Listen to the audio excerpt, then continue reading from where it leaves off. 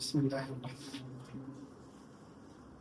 আল্লাহ রাব্বুল আলামিনের অসংখ্য শুকরিয়া যে মহান রব্বুল আলামিন আমাদেরকে 12তম তারাবি পড়ার তৌফিক দান করেছেন। আজকে আমরা সূরা বনী ইসরাঈল এবং সূরাতুল কাহফের একেবারে প্রায় শেষ পর্যন্ত অল্প কয়েক পৃষ্ঠা বাকি আছে, 74 নম্বর আয়াত পর্যন্ত পাঠ করেছি। সূরা বনী ইসরাঈল আমরা সকলেই জানি যে বনী ইসরাঈল হচ্ছে ইসরাইল এর বংশধর, আর ইসরা মানে হচ্ছে বান্দা, আর ইল হচ্ছে আল্লাহ, তাহলে আল্লাহর বান্দার বংশধর।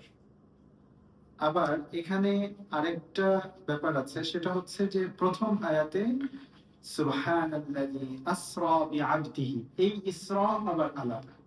এই ইসরা হচ্ছে আরবি ইসরা, আর ওখানে এই যে বানী ইসরা ওইটা হচ্ছে হিব্রু ভাষার ইসরা। তো এখানে আল্লাহ রাব্বুল আলামিন আমাদের নবী সাল্লাল্লাহু আলাইহি ওয়াসাল্লামের মিরাজের ঘটনা বর্ণনা করেছেন যে সুবহানাল্লাযী আসরা বিআবদিহি, পবিত্রতা সেই মহান সত্তার যিনি তার বান্দাকে ভ্রমণ করিয়েছেন লাইলাম মিনাল মসজিদিল হারাম, রাতে মসজিদুল হারাম থেকে ইলাল মসজিদিল আকসা, মসজিদে আকসা পর্যন্ত, আল্লাযী বারাকনা হাওলাহু, যেই মসজিদের পাশে বা যেই মসজিদে আকসার চতুর্পাশে আমি বরকত দিয়েছি, লিনুরিয়াহু মিন আয়াতিনা, যাতে করে আমি বা আমরা তাকে দেখাই আমার বা আমাদের নিদর্শনাবলী, ইন্নাহু হুয়াস সামিউল বাসীর। আমরা তো সকলেই জানি যে ইসরা এবং মেরাজের ঘটনা আমাদের নবী সাল্লাল্লাহু আলাইহি ওয়াসাল্লামের অন্যতম একটা মুজিজা ছিল। নবী সাল্লাল্লাহু আলাইহি ওয়াসাল্লামের অনেক মুজিজা যেগুলো রাসূলের জীবদ্দশায় ঘটেছে, আবার কিছু মুজিজা তার মৃত্যুর পরেও ঘটেছে। আবার এমন কিছু মুজিজা আছে যা প্রতিনিয়ত আমাদের সামনে আছে, আমরা যদি একটু লক্ষ্য করি তাহলে আমরা বুঝতে পারব। তো রাসূল আকরাম সাল্লাল্লাহু আলাইহি ওয়াসাল্লামের মিরাজ এমন একটি মুজিজা যেটা আল্লাহ নবী সাল্লাল্লাহু আলাইহি ওয়াসাল্লামকে সত্যতার একেবারে সুউচ্চ শিখরে প্রতিষ্ঠিত করেছে।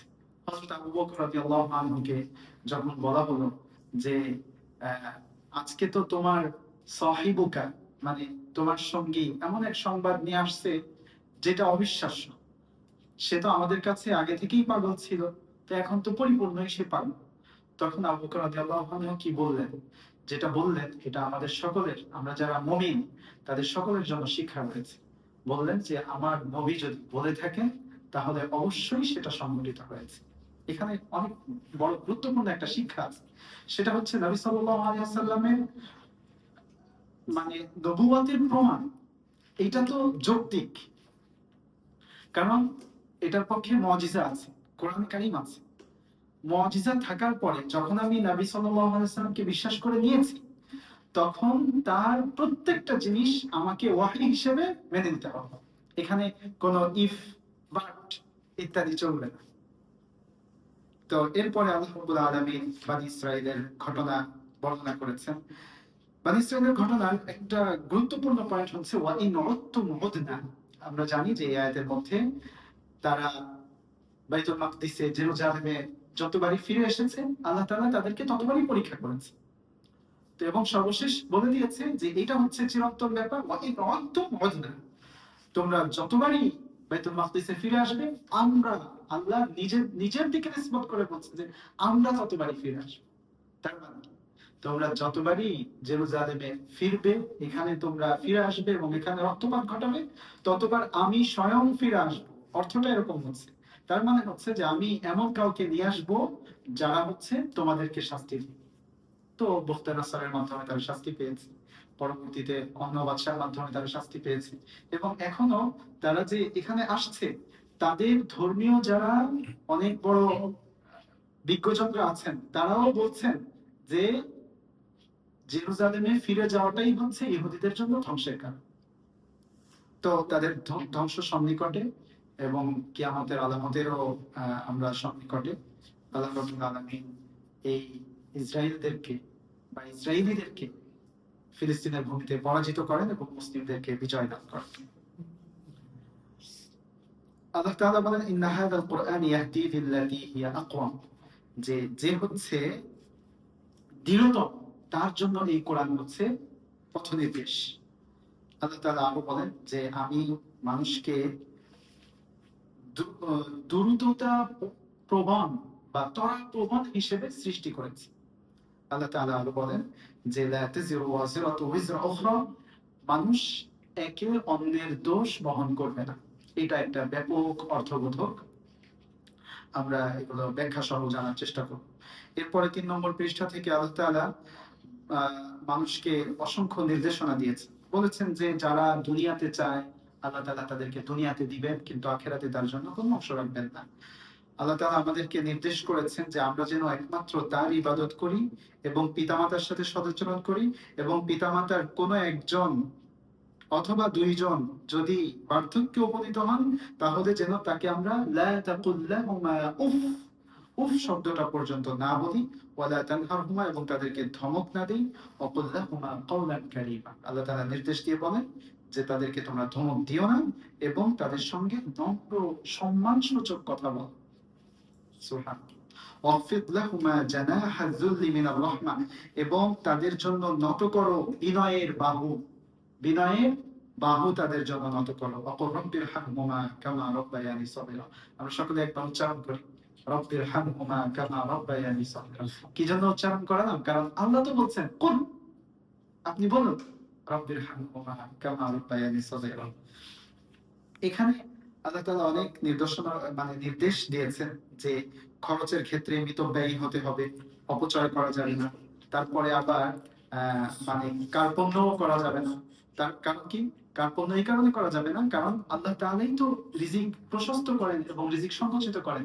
রিজিক আমার খরচের কারণে সংকুচিত হয় না, আবার আমি খরচ না করার কারণে বেড়ে যায় না, বরং আমাকে আল্লাহ তাআলা যেটা বলেছেন যে পরিমিত খরচ করা, আর বাড়িয়ে দেওয়া এবং কমিয়ে দেওয়ার মানিক তো না।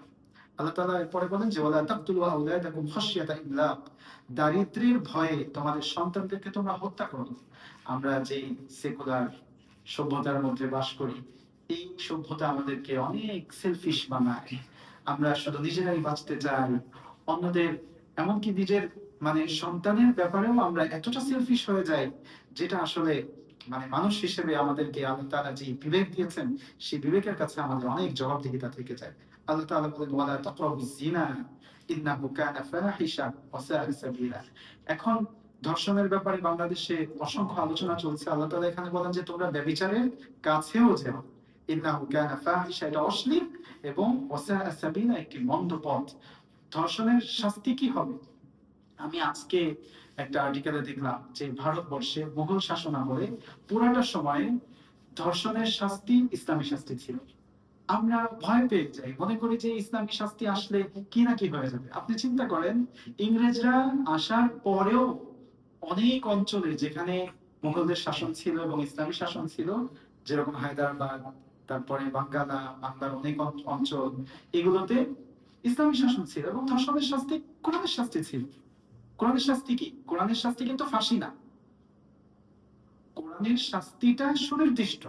আপনাকে কোরআনের শাস্তি মেনে দিলে, ফাঁসি দিলে আপনার কোরআনের শাস্তি হবে না, এটা বুঝতে হবে। আল্লাহ তাআলা যেইভাবে বলেছেন ওইভাবে দিতে হবে। আমরা অনেক সময় অনেক হুজুররাও বলে যে ফাঁসি চাই, ফাঁসি চাই। ফাঁসি তো ইসলামী কোনো শাস্তি না, এটা তো একটা সেকুলার ব্যবস্থাপনার একটা শাস্তি। ইসলামের যেই ক্রাইটেরিয়া দেওয়া আছে ওই অনুযায়ী শাস্তিটা হতে হবে, তাহলে ইসলামের শাস্তি হবে। যদি প্রাপ্তবয়স্ক বিবাহিত পুরুষ বা মহিলা যদি জেনা করেন, ব্যভিচার করেন, তাহলে তার জন্য আলাদা শাস্তি আছে। এবং যদি প্রাপ্তবয়স্ক পুরুষ এবং নারী যদি অবিবাহিত অবস্থায় জেনা করেন, তাহলে তার জন্য নির্দিষ্ট শাস্তি রয়েছে, ওই শাস্তি দিতে হবে, তাহলে ইসলামী শাস্তি হবে। অন্য কোনো শাস্তি দিয়ে ইসলামের নামে নামকরণ করা যাবে না। এখানে আল্লাহ তাআলা বলেন যে ওয়ালা তাকতুলুন নাফসাল্লাতী হারামাল্লাহু ইল্লা বিল হক। এখানেও সেম কথা, যে তোমরা এমন কোন প্রাণকে হত্যা করো না যে প্রাণকে হত্যা করা আল্লাহ তাআলা ন্যায়সঙ্গত ছাড়া অন্য কোনো ভাবে নিষেধ করেছেন। ওমান কুতিলা মাজলুমান, আর যে জুলুম অবস্থায় মৃত্যুবরণ করেছে, তার অভিভাবকের জন্য ক্ষমতা আছে এখন তার অভিভাবকের জন্য কি ক্ষমতা আছে? তার জান নেওয়ার, যে তার কাউকে হত্যা করেছে।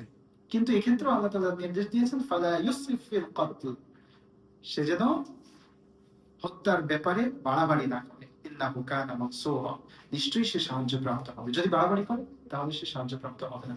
এখানে আসলে অনেক কথা, আমি আমি 200 বছরের এই মুঘল শাসনের সর্বশেষ 200 বছরের ইতিহাস আমি পড়েছি।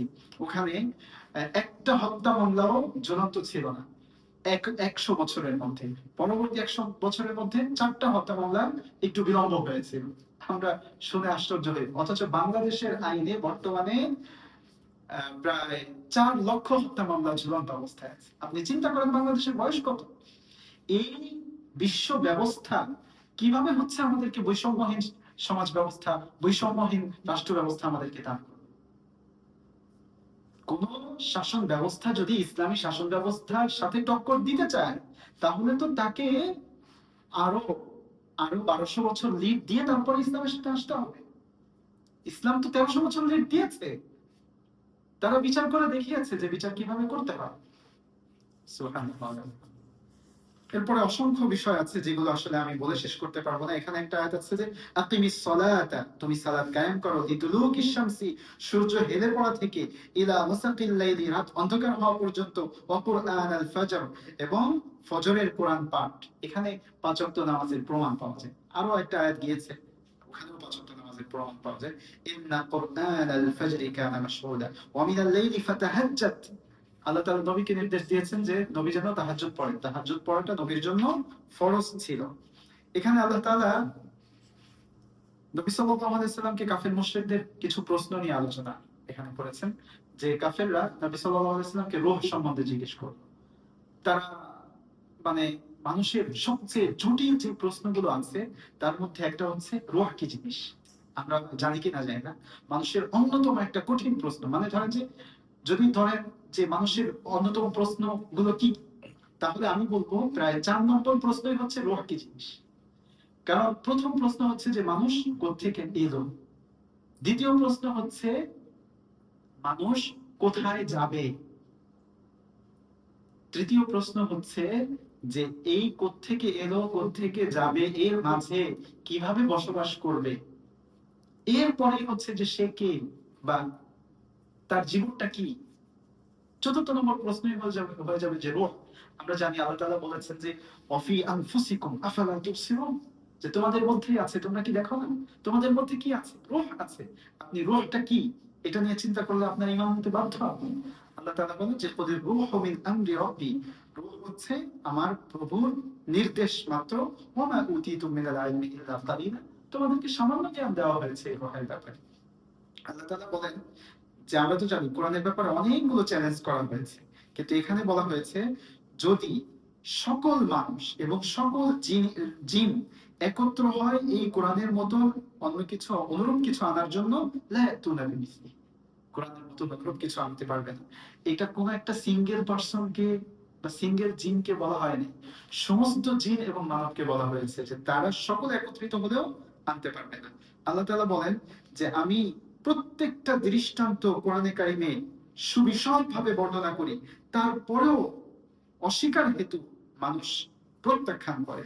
তারা বলে যে আমরা আপনার উপরে বিশ্বাস স্থাপন করব না হাত্তা তাফজুরা লানা মিনাল আরদি ইয়ানবুআ, যতক্ষণ না আপনি পানি থেকে একটা ঝর্ণা প্রবাহিত করে দেন, অথবা আপনার এমন একটা বাগান হোক যে বাগানটা হচ্ছে খেজুরের অথবা আঙ্গুরের, ফাতুফাজ্জিরাল আনহারা খিলালাহা তাফজিরা, এরপর আপনি এই খেজুর এবং আঙ্গুরের বাগানের মাঝ থেকে আপনি নদী নালা প্রবাহিত করে দেবেন, অথবা তুসকিতাস সামা, অথবা আকাশের একটা অংশকে আমাদের উপর ফেলে দিবেন। কি অদ্ভুত অদ্ভুত এবং অদ্ভুত তাদের দাবি। কামা জামতা আলাইনা কিসাফাত আও তাতিয়া বিল্লাহি ওয়াল মালাইকাতি ক্বাবিলা, মানে তাদের অসংখ্য প্রশ্ন। নবী কেন ফেরেশতা হলো না, নবীর কেন এরকম থাকলো না, ওইরকম থাকলো না, সবকিছু নিয়ে তাদের প্রশ্ন। মেইন হচ্ছে যে তারা ঈমান আনবে না। ومن يأت الله فهو المهتد ومن يضلل فلن تجد له أولياء من دونه। এখানে আল্লাহ তাআলা বলেন কুল কাফা বিল্লাহি শাহিদান বাইনি ওয়া বাইনাকুম, সাক্ষী হিসেবে তাদের মাঝে এবং তোমাদের মাঝে এবং আমাদের মাঝে আল্লাহই যথেষ্ট। এখানে সূরা বানী ইসরাঈল শেষ হয়েছে। তারপরে সূরাতুল কাহফেও কাফেরদের বিভিন্ন প্রশ্নের উত্তর এখানে দেওয়া হয়েছে। আল্লাহ তাআলা এক আয়াতে মানে বলেন যে ওয়ারাবাতনা আলা কুলুবিহিম, আমি তাদের অন্তরসমূহকে দৃঢ় করলাম আসহাবুল কাহফের ঘটনার মধ্যে। আমরা ভাবি যে আমি যদি সরাসরি ইসলামের কথা বলি তাহলে আর কেউ তো বলছে না, তাহলে উপায় কি হবে? আর কেউ যেহেতু বলছে না আমিও চুপ হয়ে যাই। কিন্তু বাস্তবতাটা হচ্ছে আসহাবুল কাহফের মতো আপনি যখন দিনের জন্য বের হয়ে যাবেন, আপনি যখন দিনের জন্য বের হয়ে যাবেন, আমি যখন দিনের জন্য বের হয়ে যাব, আমরা হতে পারে যে আমরা আমাদের যার যার ঘর থেকে বের হয়ে গিয়েছি, কিন্তু একটা সময় গিয়ে আমরা দেখবো যে আমাদের পথ সেম, আমরা একত্রিত হয়ে গেছি। আল্লাহ তাআলা ওই গুহাবাসীদের মতন আমাদেরকে সেভ করবেন এবং দিনকে আল্লাহ তাআলা সমুন্নত রাখবেন। এরপরে আল্লাহ তাআলা নবী সাল্লাল্লাহু আলাইহি ওয়াসাল্লামকে একটা কথা এইভাবে বলেছেন যে লা তাকুলান্না লিশাই, তুমি কোনো কিছুর ব্যাপারে বলো না ইন্নী ফাইলুন, যে আমি এটা সম্পন্ন করব, যালিকা সেটা, গাদান আগামীকালকে, ইল্লা আইয়াশা, মানে ইনশাআল্লাহ ছাড়া তুমি আগামীকাল এমনটি করবে এটা বলো না। এটা একটা উসুল আছে যে হাসানাতুল আবরার সাইয়্যাতুল মুকাররাবিন, যে নিকটতম ব্যক্তিদের ছোটখাটো মানে জিনিস, এটা একটা অপরাধের মতন হয়ে যায়। আল্লাহ তাআলা নবীকে এরকমও বলে দিয়েছেন যে তুমি যদি তাদের কথাবার্তা শোনো, আমার কথা না শোনো, তাহলে ফামা বাল্লাগতা রিসালাতা, তুমি তো তোমার রিসালা তুমি পৌঁছাও নাই, এইভাবে বলে দিয়েছেন। তো এখানে বলছেন যে তুমি আগামীকালকে কিছু করতে চাও অথচ ইনশাআল্লাহ বলো নাই, এরকম যেন না হয়, ডিরেক্ট বলে দিয়েছেন। এরপর আল্লাহ তাআলা দুই ব্যক্তির উপমা নিয়ে আলোচনা করেছেন। যে ব্যক্তির হচ্ছে একজন ব্যক্তির দুটি বাগান আছে আঙ্গুরের, এবং তার উভয় দিকে খেজুরের বাগান আছে, তার মাঝে আবার শস্য ক্ষেত্র আছে। কিলতাল জান্নাতাইনি আতাত উকুলাহা ওয়া লাম তাযলিম মিনহু শাইআ। এই দুই ব্যক্তি মানে যাকে হচ্ছে আল্লাহ তাআলা অনেক নিয়ামত দিয়েছেন, আরেকজন হচ্ছে অত বেশি নিয়ামত দেন নাই কিন্তু তাকে আল্লাহ তাআলার উপরে বিশ্বাসের দৌলত দান করেছেন। তো এই দুই ব্যক্তি পরস্পরের কথোপকথন আল্লাহ তাআলা বর্ণনা করতে গিয়ে বলেন যে একটা সময় ওই লোকটা গর্ব করে বলতে বলতে থাকলো যে قال ما أظن أن تبيد هذه أبدا, আমার এই বাগান, আমার এই নহর, আমার এই খেজুর, আমার এই আঙ্গুর, এগুলো আমি মনে করি যে কখনোই শেষ হবে না, এবং আমি আশা করি যে কখনোই কিয়ামত কায়েম হবে না। এটা বলে সে গল্প বলে গিয়ে রাত্রে ঘুমিয়ে পড়লো, ধরুন এরকম। এরপরে কি হলো, সে পরের দিন এসে দেখলো যে তার সবকিছুই মাটির সাথে মিশে গিয়েছে। আল্লাহ তাআলা বলেন সে যদি তার বাগানের মধ্যে ঢুকে বলতো মাশা আল্লাহ লা কুওয়াতা ইল্লা বিল্লাহ, কত সুন্দর, আল্লাহ ছাড়া এটা কেউ করতে পারে না, তাহলে কি হতো? তাহলে হচ্ছে তার সন্তান সন্ততি এবং সম্পদে আল্লাহ তাআলা বরকত দিয়ে দিতেন। আর এরকম না বলার কারণে তার সমস্ত কিছু ধ্বংস হয়ে যেত। এই জন্য আমাদেরকে আল্লাহ তাআলার শুকরিয়া আদায় করতে হবে সবসময়। এরপরে মুসা আলাইহিস সালামের একটা ঘটনা বিবৃত হয়েছে। আমরা জানি যে মুসা আলাইহিস সালাম খিজিরের অনুসন্ধানে বের হয়েছিলেন। আমরা সেই ঘটনা আগামীকালকে সূরা কাহফের শেষ আয়াতগুলোর সাথে শেষ করব ইনশাআল্লাহ। আরেকটি ঘটনা আছে যুলকারনাইনের, যে তিনটি ঘটনা কুরাইশদের প্রশ্নের জবাবে আল্লাহ তাআলা বিবৃত করেছেন এই সূরা কাহফে এবং সূরা বনী ইসরাঈল। আমরা সেই ঘটনাগুলো শুনলাম। আল্লাহ রাব্বুল আলামিন আমাদের সবাইকে বোঝার এবং মানার তৌফিক দান করেন। সুবহানাল্লাহ।